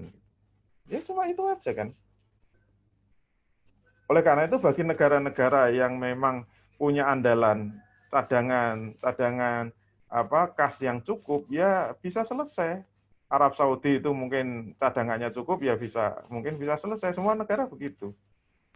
Indonesia sebenarnya masih punya dulu. Kalau kita lihat diskusi-diskusi pakar ekonomi, dulu Pak Rizal Ramli juga mengatakan Indonesia itu masih punya cadangan sisa anggaran yang sebelumnya silpa itu masih paling enggak 300 triliun. Itu kalau mau benar-benar disiplin, ditambah mungkin masih ada dana APBN itu katakanlah yang sudah berjalan itu dapat 300 triliun, hitungannya beliau kan 600 triliun itu cukup sebenarnya, cukup untuk membiayai lockdown. Asal benar-benar disiplin, kemudian berapa yang bisa untuk memenuhi kebutuhan rakyatnya dan berapa yang bisa untuk memutar roda ekonomi gitu loh. Asal sumber masalahnya diselesaikan dulu gitu. Dulu kalau awal-awal mau tegas itu insya Allah selesai. Tapi karena karena ragu-ragu gitu loh, ragu-ragu antara sayang dan kalau harus ngasih makan kayaknya sayang duitnya gitu loh. Nah itu karena ragu-ragu akhirnya lockdown-nya setengah hati gitu loh. Sudahlah penyakit nggak hilang, akhirnya biayanya nggak selesai-selesai gitu. Oleh karena itu kan logika biasa gitu. Kalau berbicara kaitannya dengan sistem, nanti yang membedakan Islam dengan Vietnam itu apa? Sumbernya itu dari mana? Sumber duitnya. Gitu. Kalau negara sosialis yang full itu kan semua dianggap milik negara. Itu kalau dalam Islam pasti ada yang terzolimi. Kalau dalam Islam itu ada hak-hak individu yang tetap harus diakui. Tidak bisa itu dihilangkan. Oleh karena itu kita harus membedakan antara sistem yang mengatur awal dengan kemudian ketersediaan dana yang ada untuk menanggulangi COVID ini, pandemi ini. Oleh karena itu taruhan Vietnam itu tetap benar-benar selesai apa enggak urusan pandeminya. Kemarin begitu diumumkan ada yang satu meninggal, udah heboh itu. Berarti nggak selesai ini. Nah, nanti kalau nggak selesai di lockdown lagi, pertanyaannya duitnya masih ada nggak? Kalau duitnya sudah nggak ada, ya masuk krisis juga nanti Vietnam. Masuk krisis. Nah, itu sebenarnya bisa difahami dengan logika sederhana, insya Allah bisa. Kemudian yang ketiga, apa rahasianya Amerika, Singapura, dan sebagainya masih bertahan? Yang bilang masih bertahan siapa? Mereka sudah mengumumkan krisis kok. Amerika sudah krisis itu maknanya apa? Krisis itu yang paling mencolok ditandai dengan merajalelanya pengangguran. Kalau mereka masih bertahan itu karena apa? Ya karena mereka itu mengandalkan bantuan, benar-benar bantuan makanan. Mereka itu jobless, nggak punya pekerjaan, nggak punya penghasilan. Berarti kalau mereka disebut bertahan, masih hidup itu karena apa ya? Karena dilempari makanan dari helikopter, sumbangan-sumbangan berjalan. Sehingga bertahannya sampai kapan? Sampai sumbangannya itu berhenti. Kalau sudah nggak ada yang mampu menyumbang lagi, ya mati semua itu. Mandek. Itu yang disebut krisis itu begitu. Jadi mereka bisa hidup itu karena bantuan. Tapi roda ekonomi nggak bergerak. Singapura nggak bergerak. Kenapa? Sumber pendapatan utama itu kan dari jasa pelabuhan transito itu kan andalannya. Tapi kalau sekarang nggak ada pergerakan pesawat, nggak ada pergerakan kapal, kalaupun ada itu cuma kecil, terus pendapatannya dari mana? Kemudian dari pariwisata juga nggak ada. Berarti rakyatnya kan nganggur semua itu, nggak ada pendapatan. Terus andalannya apa? Ya dikasih makan terus itu loh, sampai duitnya negara habis. Itu yang terjadi seperti itu. Jadi jangan mengatakan mereka itu tenang-tenang saja gitu loh. Kalau dihitung-hitung itu masih kuat Indonesia. Karena Indonesia itu yang jatuh kan yang gede-gede. Perusahaan-perusahaan besar. Tapi sektor informal itu jalan terus. Roda ekonomi, rakyat kecil, jualan-jualan. Ya tetangga sekarang saya sekarang tuh mainnya sudah main apa? Main jualan antar penduduk saja gitu. Dan mereka masih bertahan hidup. Karena semua manusia kan masih butuh makan. Oleh karena itu ekonomi kecil yang bertumpu kepada kebutuhan dasar itu jalan terus, masih jalan. Tapi kehidupan di negara modern kan nggak bisa seperti itu. Mereka nggak terbiasa dengan berwira swasta, jualan apa saja bisa, mungkin bisa nandur singkong kemudian dijual. Lah kalau Singapura itu nanamnya di mana? Oleh karena itu nanti titik akhir dari manusia itu nanti sejauh mana mampu menyediakan pangan bagi penduduknya. Kalau semua berhenti, misalnya kayak Singapura itu nggak ada pertaniannya, terus mau beli dari mana coba? Itu kan ancaman kemanusiaan betul. Indonesia seambruk-ambruknya ekonomi dulu pernah kan terjadi ketika krisis itu. Kenapa masih bertahan? Karena sektor pertaniannya masih mendukung. Sektor pertanian itu tidak terganggu apa-apa. Petani masih menanam jagung di kebun kita, ambil cangkulnya, kan lagunya begitu. Masih bertahan itu. Selama petani-petani kita masih menanam jagung di kebun kita, masih menanam singkong di kebun kita, masih menanam padi, ya masih berjalan gitu. Dan kita terbiasa dengan ekonomi rendah kan. Yang penting makan, duit nggak punya nggak apa-apa gitu. Nggak sekolah juga nggak apa-apa, nggak telepon-teleponan nggak apa-apa. Itu kita lebih bertahan loh dalam hal itu. Tapi negara maju nggak bisa seperti itu. Nggak bisa. Mereka itu sudah ekonominya modern bertumpu pada industri. Industri yang modern, industri skala besar. Kalau industrinya ambruk, mereka sudah nggak bisa apa-apa itu. Nggak bisa apa-apa. Di negara maju itu hanya sekedar jualan itu perizinannya kan nggak mudah itu. Nggak bisa secara mudah. Kalau kita itu kan, kalau sudah sektor informal, jalan-jalan aja, nggak perlu izin-izinan. Karena kan aturan pajak itu kan ada koridornya. Minimalnya berapa baru kena pajak. Ya, jalan, masih bisa jalan. Jadi kalau masih menimbang-nimbang itu menurut saya masih kuat Indonesia kok. Masih kuat Indonesia. Dibanding negara-negara maju. Nah, nanti kita bisa buktikan, kalau ini pandemi jalan terus, nanti siapa yang bertahan? Mereka yang punya tumpuan kepada sumber daya alam, terutama dukungan pangan. Kalau dukungan sektor pangannya masih kuat, ya itulah negara yang masih eksis nanti. Penduduknya masih pada hidup. Kalau enggak, ya nggak tahu lah. Wallah alam ini bencana betul bagi kemanusiaan. Saya nggak tahu itu. Nanti apakah seperti terjadi dulu waktu tahun 1900-an itu ketika ada flu Spanyol itu, yang mati sampai 50 juta. Pandemi dulu yang pernah mengerikan. Allah alam ini sampai kapan? Kalau manusia gini terus, nggak mau segera tobat, nggak mau segera kembali kepada Islam, kembali kepada jalan Allah, kita khawatirnya Allah kalau murka terus ya habis manusia. Diganti dengan generasi yang baru. Allah alam. Itu ya, saya kembalikan ke studio 1. Oke, Masya Allah ya Ustaz ya. Jawaban-jawaban tadi sekaligus membuat kita semakin tercerahkan terhadap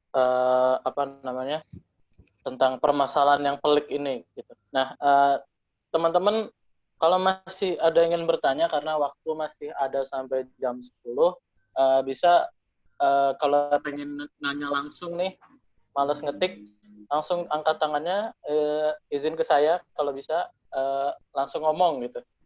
Buka buka videonya. Tapi kalau tadi males ngeliatin muka, langsung aja di chat di Zoom, langsung ditanyain aja. Nanti akan saya bacain. Nah, ini ada mungkin ini dibatasin dua pertanyaan aja karena waktunya udah jam 10 kurang. Takutnya kalau nanti makin banyak lagi kelewatan nanti ada yang nggak kebagian. Nah, ini udah ada pertanyaan yang masuk dari Fatimah Az-Zahra. Apakah dengan new normal life yang ditawarkan hari ini mampu menyelesaikan resesi ekonomi yang terjadi saat ini atau sebaliknya? Mungkin tadi udah dijawab sama Ustadz Dwi Condro bahwa penyelesaian memang apapun bisa dilakukan selama itu hanya resesi ekonomi. Tapi pada saat krisis ini ternyata krisis kesehatan dan kemanusiaan juga, itu menjadi persoalan lain yang cukup pelik. Mungkin Ustadz Dwi Condro ingin sedikit menambahkan atau mereview kembali jawabannya Tats, karena mungkin ini baru gabung jadi ingin bertanya gitu, jawaban seperti apa sebenarnya, bakal mampukah new normal life ini, PSBB ini, atau ya tadi bakal resesi tetap ada kayak gitu lah. Mungkin bisa diulang sedikit. Iya, terima kasih. Kalau pertanyaannya, kalau pemerintah menerapkan new normal life dalam arti pintu rumah udah dibuka, dipersilakan orang beraktivitas ekonomi seperti biasa, tapi yang disebut new normal kan tentu saja dengan koridor standar protokol COVID ya. Kalau itu diberlakukan sehingga aktivitas ekonomi kembali normal dengan catatan tadi ya, dengan catatan masih menerapkan standar COVID tadi, protokol standar COVID, ya jawabannya dari segi ekonomi itu jelas akan bergerak, Apakah akan menolong krisis? Ya jelas bisa menolong. Karena krisis ini kan terjadi karena aktivitas manusia dihentikan. Ketika aktivitas manusia dihentikan, itu membuat roda ekonomi berhenti, gitu loh. Berarti logikanya kalau ingin krisis selesai, caranya gimana?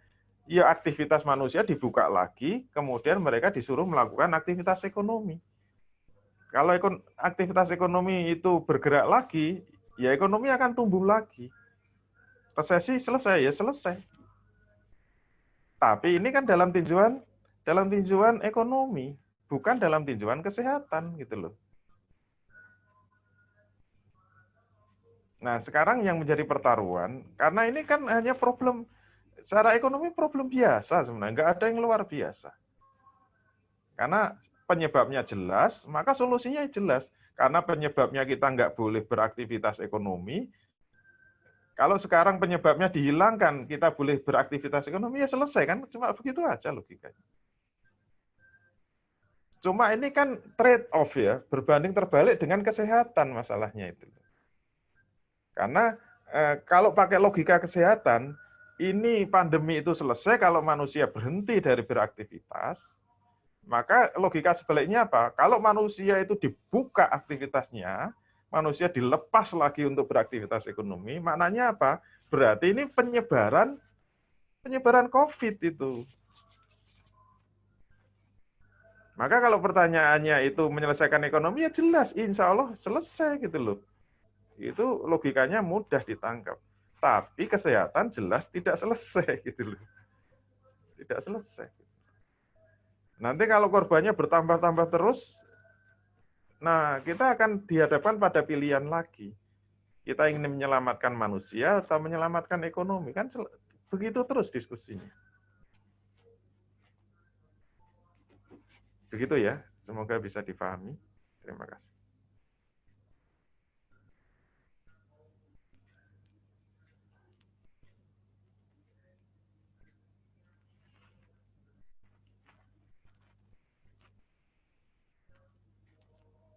Studio 1. Sinyalnya hilang. Iya, ada gangguan sinyal tadi. Oh iya. Oke. Terima kasih Dwi Condro yang udah ngasih jawabannya. Sekali lagi mengklirkan kembali kepada kita tentang ya kebijakan-kebijakan pemerintah selama ini dalam menghadapi COVID. Oke, teman-teman, masih dibuka nih satu pertanyaan lagi. Kalau masih ada, bakal saya bacain.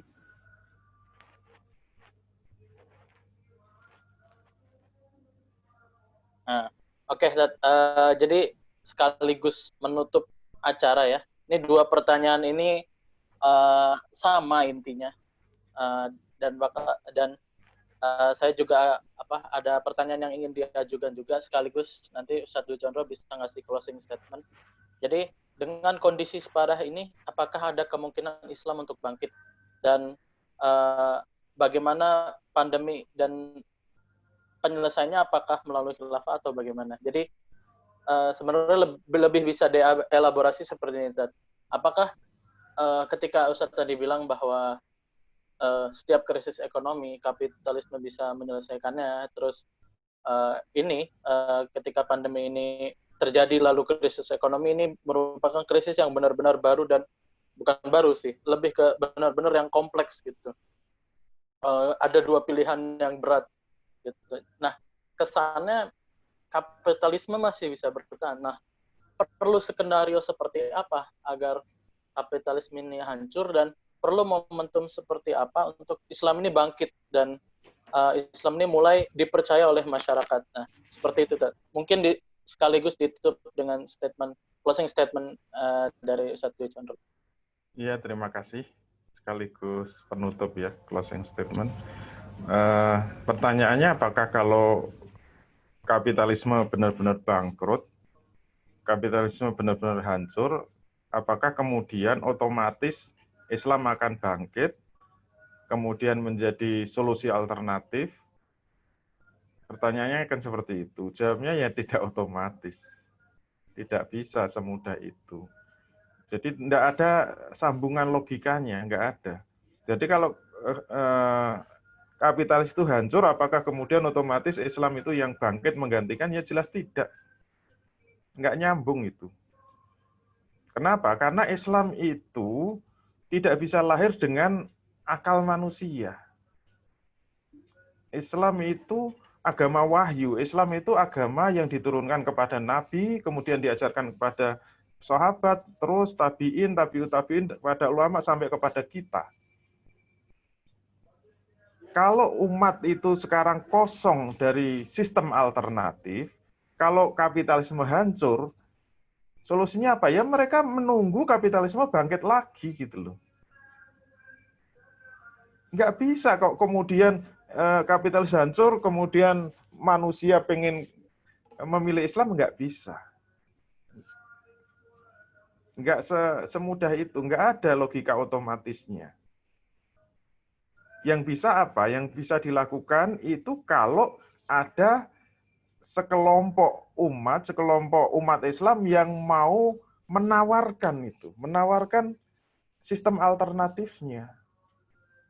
Bisa meyakinkan kepada manusia bahwa Islam itu satu-satunya pilihan yang bisa menyelamatkan manusia. Harus ada yang ngomong, harus ada yang menyampaikan, harus ada yang meyakinkan. Kalau enggak, ya enggak mungkin orang itu mau kembali kepada Islam secara otomatis, enggak bisa.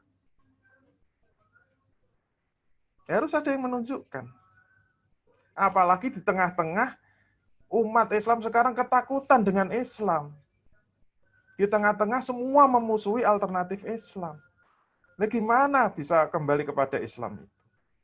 Ngomong khilafah aja nggak boleh. Ngomong khilafah dimusuhi. Ngomong khilafah dianggap radikal. Gimana khilafah bisa menjadi alternatif? Sesuatu yang dianggap monster, sesuatu yang dianggap menakutkan, sesuatu yang dianggap menghancurkan, kok jadi alternatif, itu logikanya di mana?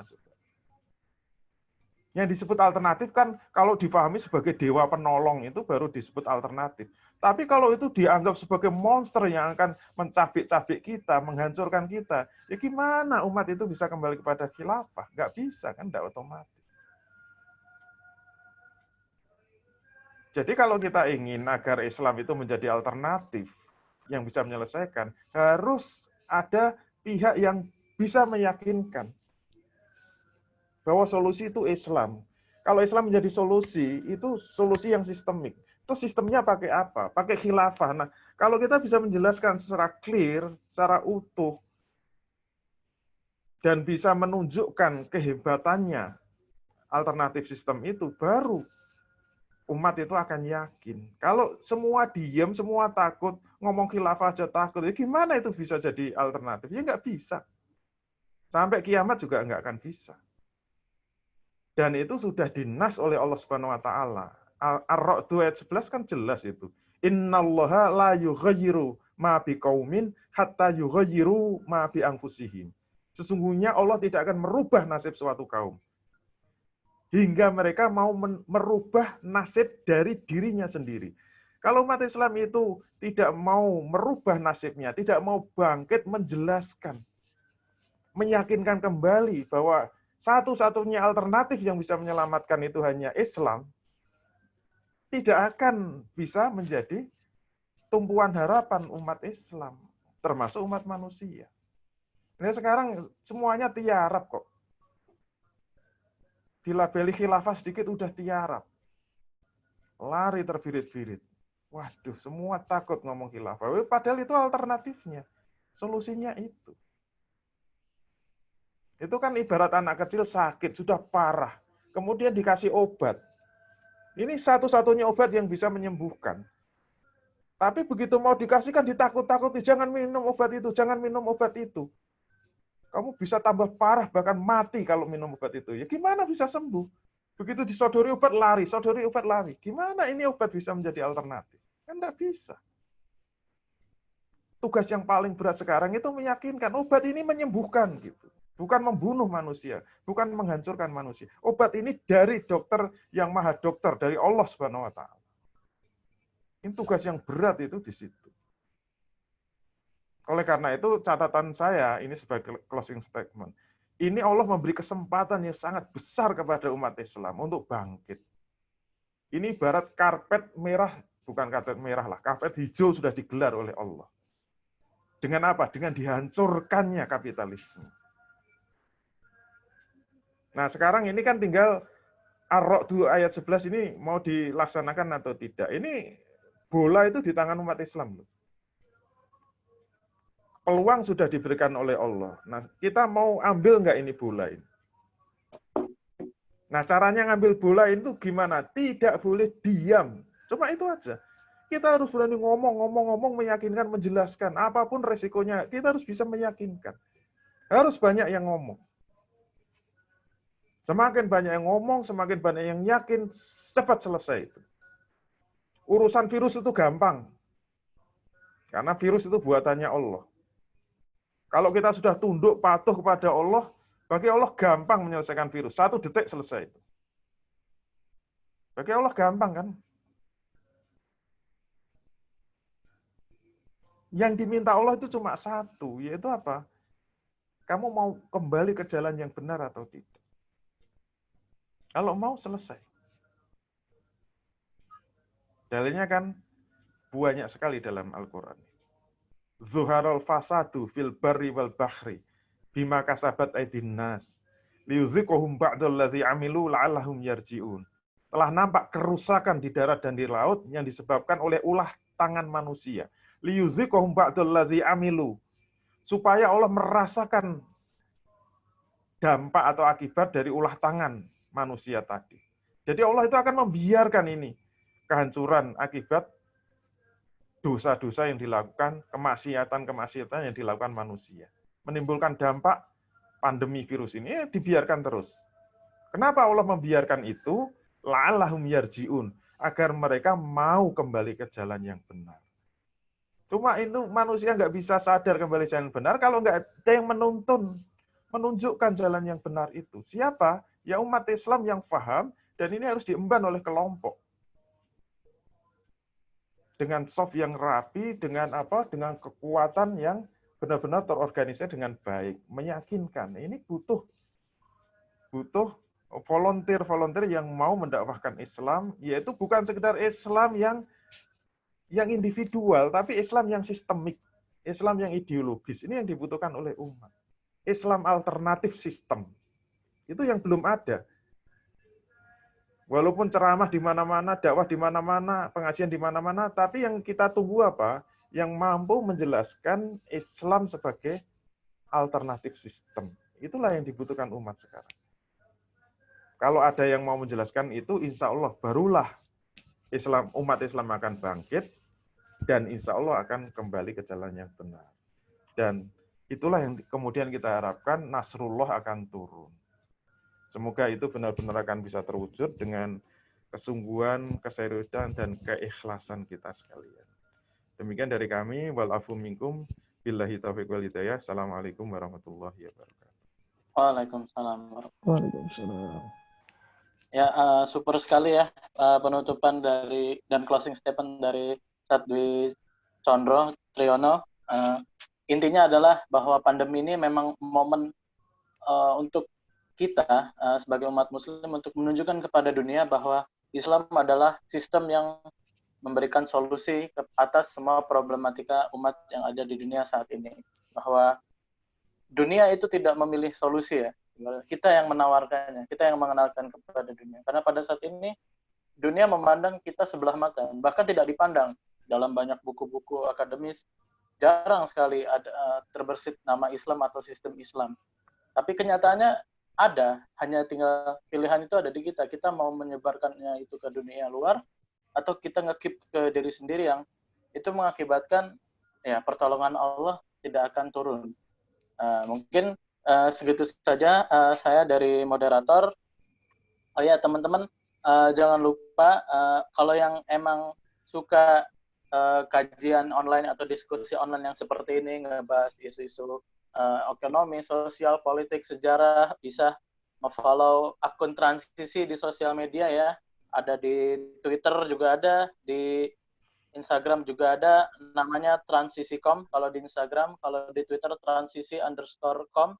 Nah, teman-teman yang pengen update acara-acara transisi bisa di-follow sosial media tersebut. Kita juga punya YouTube. Kalau mungkin videonya belum ada ya, tapi bisa subscribe sekarang biar kita bisa live stream di YouTube. Jadi kalau atau teman-teman yang punya isu-isu yang pengen dibahas nih, yang teman-teman kira itu menarik dibahas, boleh direct message ke Instagram transisi.com atau ke Twitter transisi_com. Nah, wabillahi taufiq wal hidayah. Saya moderator, kurang lebihnya mohon maaf. Assalamualaikum warahmatullahi wabarakatuh.